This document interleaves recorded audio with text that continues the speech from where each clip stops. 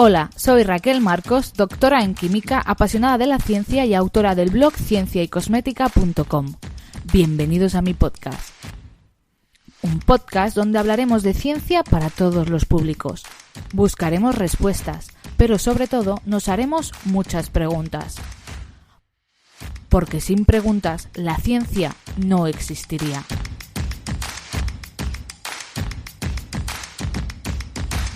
Empezamos. Hola a todos y bienvenidos de nuevo al podcast de Ciencia y Cosmética. Yo soy Raquel y os acompañaré a lo largo de todo este episodio.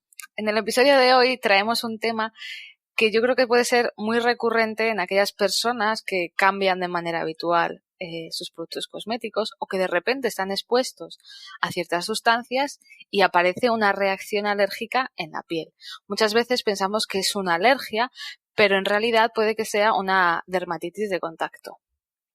El objetivo es explicar a través de casos prácticos y de la evidencia basada en la medicina qué diferencia hay entre alergia cosmética, dermatitis de contacto y qué ingredientes suelen producirlo.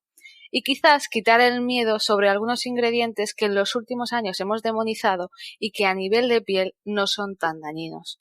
Por eso me acompaña hoy la doctora Sara Gómez, dermatóloga en el Hospital Clínic de Barcelona, especializada en alergias cutáneas, tanto a componentes ambientales como químicos y cosméticos. También con especialidad en dermatología general, urticaria, dermatitis atópica, pediátrica y en reacciones adversas a fármacos. Vamos, todo un completo. Bienvenida, Sara. ¿Qué tal? Gracias por invitarme. Bueno, yo creo que la dermatitis de contacto suele ser bastante recurrente, sobre todo en muchos de mis seguidores que cambian demasiado habitual a los cosméticos, pero muchas veces no tenemos idea de lo que es, ¿no? ¿Qué es realmente la dermatitis de contacto? ¿Qué activa este mecanismo fisiológico en la piel y qué tipos podemos encontrar? Bueno, pues mira, realmente la dermatitis de contacto es bastante frecuente, ¿vale? Es una inflamación que aparece en la piel cuando contactamos con algún agente externo, ¿vale? No siempre es por una alergia, a veces es directamente porque este producto nos produce toxicidad en la piel, irritación, y entonces nos aparecen lesiones, ¿vale? Normalmente son costras, rojeces, grietas, incluso pueden aparecer vesículas o ampollitas, y las solemos encontrar en las zonas donde contactamos con ese producto, ¿vale? Muchas veces son cosméticos, ¿eh? De hecho, cada vez es más frecuente que esto nos pase con cosméticos, pero puede pasarnos con cualquier cosa que toquemos realmente. Puede pasar también en las mucosas, a veces lo vemos dentro de la boca incluso, es poco frecuente, pero lo llegamos a ver. Y es eso, la mayoría de veces lo vemos con productos cosméticos, sobre todo cuando utilizamos varios, vamos haciendo cambios y lo hacemos en condiciones que no son adecuadas. A veces sí que lo vemos con contacto con herramientas, por ejemplo, que esto ya sería más una dermatitis irritativa por un contacto físico. Y lo podemos ver incluso en el contexto de la exposición solar, ¿no? Aplicarnos un producto, por ejemplo, un antiinflamatorio, exponernos al sol y que generemos una reacción en la piel, que puede ser de varios tipos, que si quieres ya hablaremos.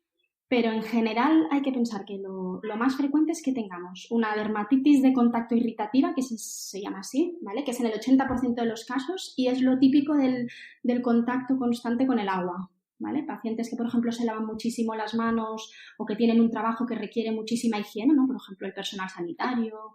Lo que vemos es que acaban haciendo eczemas en las manos y que además predispone al otro tipo de dermatitis, que es la que a nosotros nos interesa, que es la alérgica, ¿vale? Que sería prácticamente el 20% de los casos que vemos, que son estos pacientes que se han llegado a sensibilizar, ¿vale? Para sensibilizarnos siempre hay que pasar por una primera fase de contacto con este alérgeno o con esta sustancia.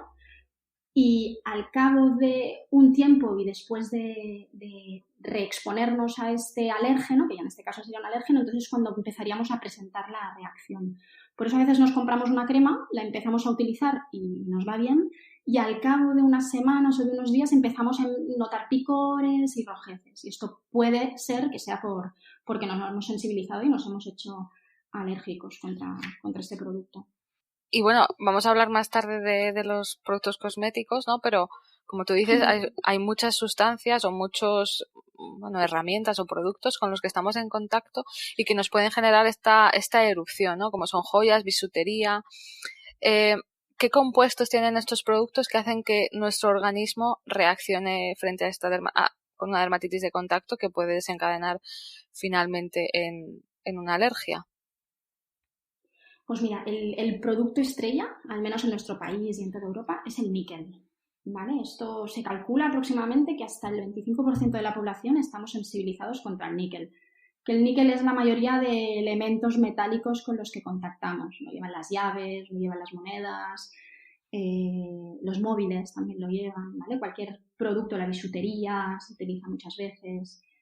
Y para detectarlo, sí que es verdad que para confirmarlo deberíamos hacer pruebas de alergia, pero a veces es relativamente fácil de saberlo porque en mujeres, por ejemplo, lo vemos cuando utilizamos bisutería y nos deja en la zona del cuello, de las orejas, nos deja como un poco de eczema y pica, además. Y no se va hasta que no pasan unos días después de haber retirado la joya. Los textiles, ¿no? También pueden Sí, ser... los colorantes de los textiles. Lo que pasa que no es relativamente frecuente, pero no es de los que más. O sea, aparte de los metales, en segundo lugar, al menos en nuestro país, ya son los conservantes de los cosméticos, ¿vale? Y otro muy frecuente en nuestro país también sería el cromo. Lo encontramos en el cemento húmedo, me parece mentira, pero es muy típico de gente que trabaja en el ámbito de la construcción. El cemento húmedo lleva cromo y se sensibiliza a mucha gente. Son pacientes que nos vienen con las manos rojas. ¿Qué más? El cobalto también lo vemos, que también es de la industria. La parafenilendiamina es de los que más en nuestro país, que es el pigmento del colorante de los tintes capilares, ¿vale? Que la coloración está oscura y es muy típico tanto en usuarias de tintes, y usuarios, como en trabajadores en el ámbito de la estética y de la belleza y de las peluquerías. Y luego yo te voy diciendo un poco por orden los más frecuentes en nuestro país, ¿eh? Las fragancias también están subiendo también de forma muy importante, ¿vale? Lo sabemos también porque en Europa hay 26 fragancias que se utilizan muchísimo que por ley tienen que estar presentes en la fórmula INCI. Entonces es relativamente fácil de detectarlas, pero hay muchas más a las que nos podemos sensibilizar que aún no las podemos detectar porque cuando miramos en los ingredientes allí siempre pone perfume o fragancia, entonces es complicado. Pero bueno, las más conflictivas las podemos detectar. Y luego, hay otras. Hay el bálsamo del Perú, que se utiliza en algunos medicamentos, que también es un tipo de fragancia. Pero realmente lo que me comentabas de los textiles es frecuente, pero no es de lo más preocupante. Lo que pasa es que cuando nos lo encontramos suele ser un problema. Suele ser un problema porque son reacciones muy generalizadas, que cuestan bastante de diagnosticar, pacientes que vienen rojos, que no saben muy bien por qué. Pero bueno, tenemos varias formas de detectar o de sospecharlo, porque, por ejemplo, si tú te compras una prenda, además, sobre todo si es nueva, que aún no le has hecho lavados y tienes la zona del sujetador respetada, bueno, pues puedes sospechar que posiblemente esta prenda tenga algo a lo que está sensibilizado. Entonces, nosotros tenemos forma de desglosar los componentes, estos tintes que lleva la ropa y detectar si tú estás sensibilizado contra alguno, que esto es interesante, pero bueno, luego que te compres otra prenda y que no lo lleve, como esto no está incluido en la etiqueta, porque la ley sí que es muy laxa con el tema de la ropa y, por ejemplo, con los productos de limpieza, pues a veces es un poco complicado para la persona que está afectada. Pero bueno, en general estas son las más prevalentes en nuestro país. Sí, en el caso de los textiles, yo creo que también tenemos ahí una alergia cruzada con lo que son los suavizantes o los detergentes, porque los suavizantes también incorporan estas fragancias y también incluyen algunos de ellos conservantes, ¿no? Que al final se forma, pues una conexión cruzada que es complicada de detectar. Totalmente. De hecho, el tema de las alergias que encontramos a los suavizantes, cada vez la vemos más porque la mayoría llevan tiazolinonas, ¿vale? Entonces, sí que es verdad que hay un aclarado en la lavadora y tal, pero en un paciente que está muy sensibilizado lo vemos fácilmente. Más que los propios colorantes, o sea, estos son los perfumes que llevan este tipo de productos químicos.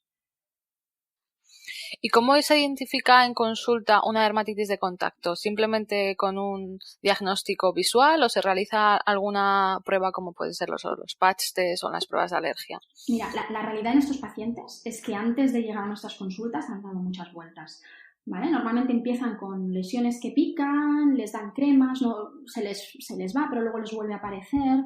Entonces, cuando finalmente llegan al dermatólogo, o sea, lo más importante es hacer correctamente la historia clínica, ¿vale? Tenemos que ver de qué trabaja esa persona, qué aficiones tiene, qué hace en su tiempo libre, qué tipo de cosméticos utiliza, o si utiliza muchos o pocos.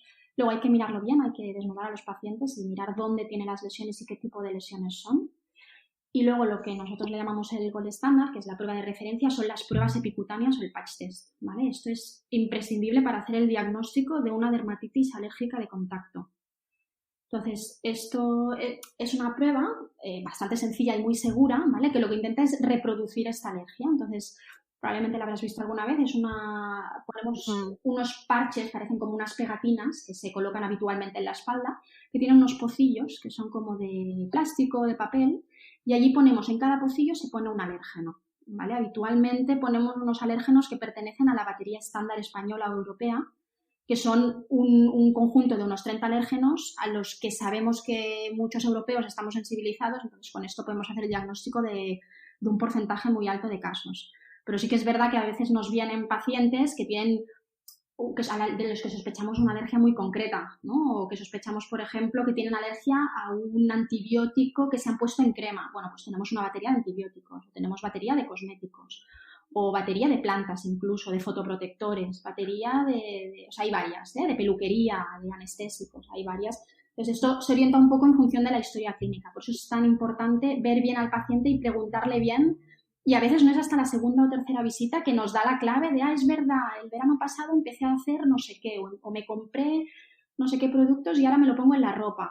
Bueno, hay que hablar muy bien con los pacientes y escucharlos muy bien, porque si no es complicado. Entonces, aplicamos esos parches normalmente el primer día de la semana, que es el lunes. El miércoles, o sea, a las 48 horas, los retiramos, los marcamos y los valoramos, pero el diagnóstico lo tenemos el viernes normalmente, ¿vale? A los 5 días, porque es cuando vemos qué tipo de reacción han hecho. En función de la gravedad de la reacción, lo que vemos básicamente es en la zona donde hemos aplicado el alérgeno, que es como un pocillo, como si fuese una moneda de 2 céntimos más o menos de tamaño, lo que vemos es una reacción, una rojez, incluso vesículas, en el caso de que el paciente sea alérgico. Y en función de si es más o menos intensa, pues sabremos si el paciente es más o menos alérgico. Entonces se mira, como todo esto está estandarizado y está comercializado, estas baterías ya se venden. Nosotros lo que hacemos es mirar qué alérgeno corresponde y informar al paciente de cuáles son las fuentes de contacto y las que debería evitar o qué puede hacer para evitar la exposición, para estar menos expuesto. Y sí que es verdad que hay algunos casos que nosotros hacemos las pruebas epicutáneas y no hay manera de encontrar el alérgeno a pesar de que tenemos una sospecha muy alta. Entonces, en estos casos, que son muy poquitos, les hacemos un ROAD test, que es como un test de uso. Ellos se aplican el producto durante un par de semanas en una zona, por ejemplo, en el antebrazo o así. Se aplican el producto mañana y noche y vemos si hacen reacción, porque a veces con esta prueba sí que encontramos que realmente el paciente está sensibilizado, pero no hemos tenido forma de encontrarlo con las baterías. Y luego también valorar la relevancia, ¿vale? A veces hacemos estas pruebas, encontramos positividad, me lo invento, al níquel, que esto es algo muy frecuente, pero es que el paciente nos viene porque cuando se pone una cierta crema le está dando alergia. Bueno, pues eres alérgico al níquel, pero en este caso no te está dando ningún problema probablemente. Esto hay que mirarlo muy bien, hay que valorarlo muy bien con el paciente.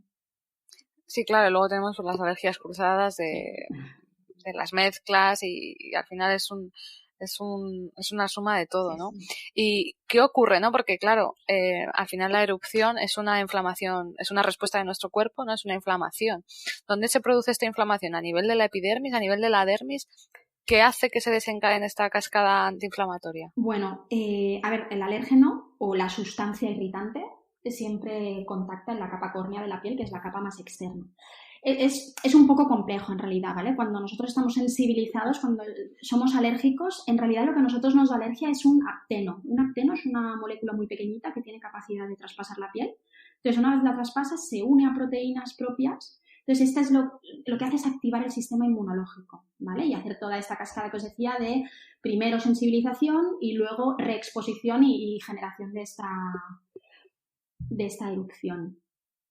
No solo se afecta a la epidermis, cuando tú tienes una reacción intensa, aparte de las capas más superficiales de la piel, estás afectando todo, o sea, afectas la dermis perfectamente. Hay casos en los que vemos es